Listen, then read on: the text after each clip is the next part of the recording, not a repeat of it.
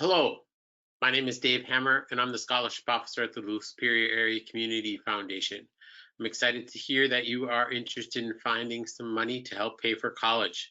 This video is designed for college students, people who are already in college and looking to find some money, but the information probably will be applicable to just about anybody.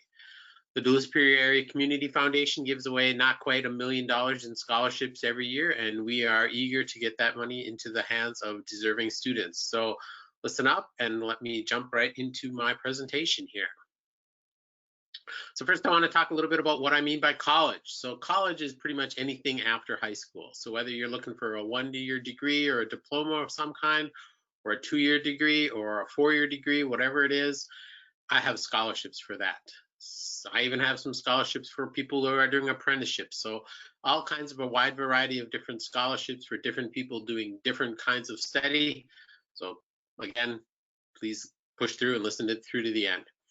Then I want to talk a little bit about scholarships. So the Community Foundation has been created by many numerous generous people who have created little funds that are then they gift us money, and then we turn around and give that out to other people. So in other words, our scholarships are free money. Different from the banks, our money does not need to be paid back. Right now, the average student graduates with about $31,000 in debt after a 4-year degree. And I believe that's not necessary, that if you really put some effort into finding scholarships, you can do a lot to knock that back. There's a lot of great reasons to get a scholarship. Of course, it's money. That's a kind of a no-brainer, I think, but the scholarships give students the flexibility to do all kinds of other things. So again, it's really, really worth your effort. I hear about a lot of students that study abroad because of their scholarship. I hear about students that get to go to their first choice of college because of a scholarship. And those first choice colleges are often kind of expensive. So then again, a great reason. The next one, that brown one there, I hear about a lot of students that are doing super amazing internships or club activities or whatever things that make them a good candidate for some kind of future schooling or future jobs. And again, that's available because they don't have to work that part-time job. And again, that's the benefit of the scholarship. Students get scholarships, and then they can have a little bit more flexibility in their studies, and they can go off and take a class on something that they're not necessarily sure they want to study in, but it gives them that flexibility to explore. And then over on the left, that purple one, the support and recognition helped me to believe in myself. I hear this so often, that students have the energy, have the will, have the fight to push through and pull that all-nighter because of the scholarship they received from 8 people or the Community Foundation who don't know who they are, but they're just excited by the fact that somebody is believing in me, and that really, really is a great thing. So this is my grid for UMD students. I have similar grids out on my website for St. Scholastica and Fond du Lac and Lake Superior College and UWS and WITC, and another general grid for all adult learners. But this grid is particular for UMD students, and this is actually only probably half of the grid. The grid continues on to be 2 or 3 pages long. So my first suggestion is you go to my website there and find the grid for your particular school, and then start working through it line by line, column by column, to figure out what different scholarships you can apply for. And there are a wide variety of scholarships for that, with kind of many unique criteria out there. The Asselin Scholarship, the first scholarship on the list, you need to be 22 years old and be the caregiver to a child. So it's kind of got some unique criteria to it as well. The second scholarship, again, kind of very unique. You need to be a resident or a former resident of Coochin County. That's kind of unique, and you need to be going into law enforcement. The next one, the Butler Scholarship, you need to be a minority. Again, kind of unique. But in any case, row by row, column by column, go through this grid and see the different scholarships that you potentially might want to apply for. Again, this ain't the whole grid, so find the whole grid and then figure it out. There's also an eligibility quiz on our website. The eligibility quiz can do some of the same work that you would do by yourself through the row by row, column by column method, but I really encourage people to start with the grid. But the quiz will ask you 25 questions about yourself and then help to filter out the scholarships you can apply for. Once you figured out what you want to apply for, you need to apply. Basically, for most community foundation scholarships, we're going to be looking at academics, not so much test scores for college students, but academics, activities leaderships award, recommendation letters, essays and a video, and finances. So for transcripts, for academics, for college age students, students who have enrolled in college already, I am looking for an official transcript, and that must come from the registrar. So work on that process again. Test scores, we're not looking for test scores from college students like ACT scores or SAT scores. So that's one kind of thing that you don't need to worry about so much. But the activities, awards, volunteering section, work as well here is super, super important. Um, as, as college students, your activity list might be a little bit lower. The organized activity list might be a little bit less than for high school students, but what you put here is important. Find things that you can put into this section. And it doesn't need to be those organized clubs and things like that, although those things certainly would be welcome in the activities section. But for college students, I'm imagining more perhaps in the work, maybe in the volunteering section.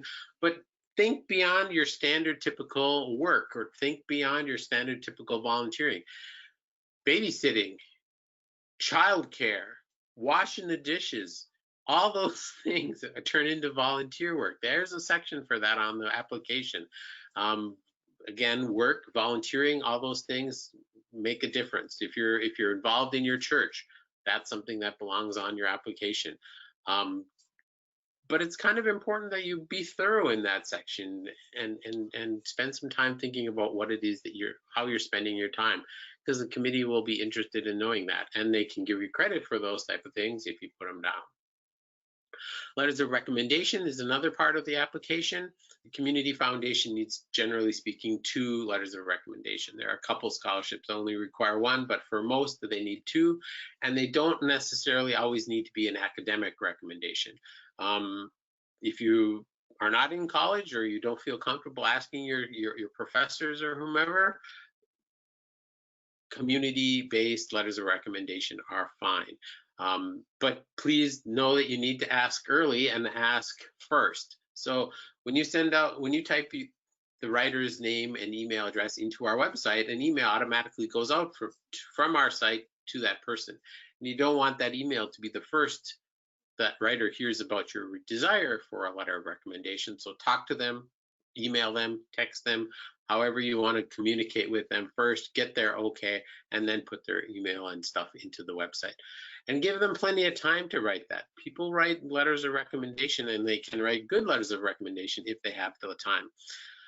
And understand, of course, that we're asking for these letters of recommendation because it's kind of this backup understanding of who you are, and writers can give us good information about the challenges you've overcome, the improvements you've made in your life, and about your perseverance. Those are the type of things that we really get excited about seeing in letters of recommendation. So it's a neat perspective that you yourself can't provide.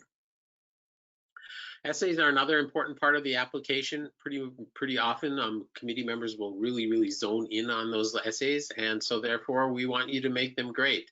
They often can be a tiebreaker for many committee members.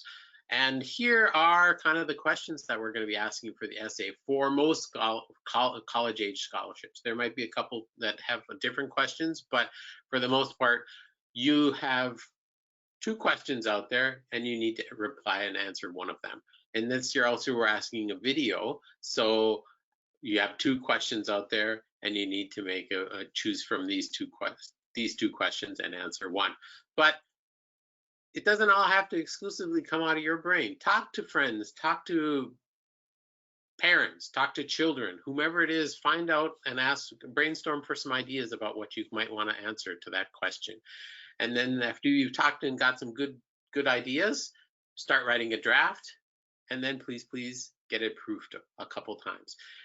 Like I said, essay committee members look at essays really closely and often first, and they'll kind of divide their piles into a maybe pile and a no pile. And to get in the maybe pile, you don't want to have all those grammar mistakes or typos or whatever. So again, getting it proofed is really important. I showed you the question already for the video, but this year for the first time, the Community Foundation is looking for a video from all applicants. And it's going to be a short video, 2 to 3 minutes only. So know what you want to say, write a script perhaps, practice it a couple times, and then sit down in front of the camera, because that's 2 or 3 minutes are going to go very, very quickly. Here again, they are those questions. One more thing that the committee should know about you and tell me something you love or are passionate about are the 2 video questions. Again, kind of going to be interesting to hear what people say. So a couple more tips about essays. So the committee members are looking for the real you. I often get asked, what should I write in that essay? What is the committee looking for? But that's not the approach that you want to do. You want to tell us really about you and not think about what the committee members you think want to hear. Be sure to answer all parts of the question. So sometimes you have a 2-part question. That's one question, but actually 2 parts. Make sure you answer everything. Give it zest and passion. This is kind of an important one. Always know that if the committee member, or if you are bored writing your essay, if you kind of drudge your way through it and not get excited about what you're giving to us as an application, the committee's going to be bored reading it as well. So that's an important part. So you can see there that one of those questions is, why should you be selected for the scholarship? If your answer for that is, I'm a hard worker, I have to say that's kind of a lame answer. Think beyond that. So if Mary says she's a hard worker, and Jonathan says he's a hard worker, and Juan says he's a hard worker, everybody's a hard worker, and not too much distinction can be drawn there. So think beyond that. And little tip there, if you write I'm a hard worker and you haven't capitalized the I, that's even worse. So please, again, do that proofreading. Every essay requirement has like 500 word maximum and 350 word maximum and those type of things. So use your words carefully and be concise and start on this process right away. This is certainly the most time consuming part of the application. So put in some effort and start now and make it great. Another part of most applications is financial need documentation, and for most scholarships of the Community Foundation, there's a handful of scholarships which don't require any financial need documentation, but for most scholarships that do require financial need documentation, we're looking for the SAR, and the SAR is the result of a FAFSA. You send in a FAFSA to the government, they send you back a SAR. Turn that into a PDF and upload it as another part of your application. And do that early. Start on that process early, because you never know what's going to happen with the government. So we've tried to slim down our application a little bit, but at the same time, we want to understand the whole you. We want you to paint your full picture, please. There are other different things that are going on in everybody's life, especially with a pandemic around, and please find a spot to put whatever information you need onto your application. If you're needing to work and that's cutting into your GPA or the list of activities that you might be doing or whatever it is, all those things need to be spelled out for the committee member. I hear from many high school students that when the bus leaves, I have to be on it because my house is 50 miles from high school. It's probably not the case with college students so much, but that can, of course, cut into stuff. And of course, with a pandemic, financial and medical hardships are kind of to be expected. So make sure you find a spot for those, but not necessarily pandemic related stuff as well. I mean, many families or many people have had some tough going. So please make sure you tell those stories to us. Make sure our committee members know about that. So then the most important thing is to get your application in on time. January 15th at 11:59 p.m. is our application deadline, and that's firm. Please don't push that off and procrastinate on that at all. 12:03 on January 16th is too late. Your application will not be selected. I would suggest you start on this early, get it off your plate before winter break or during winter break for sure, and then you can come back after the new year and just know that it's done and not have to stress it out. So in conclusion, there's a lot of money out there for scholarships, whether it's my scholarships or other scholarships that are through your colleges or whatever. Just know that there is a good source of money in this area. Northern Minnesota has really been generous over the years for scholarships. So keep after this process forever. Talk to your financial aid department, talk to your chemistry or your English or whatever department that you're in at your school. Talk to them and see what different scholarships have out there, and keep after this process forever, because there are numerous deadlines throughout the year. My deadline, like I said, January 15th, but there are deadlines before my scholarship and after my scholarship. Certainly the different departments and the different places within the college have different deadlines as well. So go through that. I would even suggest that you go out and check out other schools' websites. If you're at UMD, check out UWS. The further you get away from your college, the less likely you are to find those different scholarships. But the one that you find that you can apply for, that you can win and turn into cash for yourself, it still spends the same way. So that's really, really my strong recommendation. Google searches are not my best friend. I would think you're going to try and very quickly get overwhelmed and just kind of be and not get too much done. But if you have the time and the effort, it's not the worst thing in the world. But just start on this process today. Keep after it all the way through your time when you graduate from college. So the Community Foundation this fall, we have 3 more sessions set up between now and the January 15th deadline, November 25th, December 17th, and January 5th. It's a Google or a GoToMeeting session, so you can log on and get questions answered there. But we also have, I have a phone number, I have an email address, and I'm more than willing to answer any questions that you may have. So please don't hesitate to contact me. I'm more than eager to get this money out into your hands. So do what you need to do, please, in order to get your application submitted. And with that, again, thank you for your attention. I hope you enjoyed the video, and please I look forward to submitting your application to the complete committee.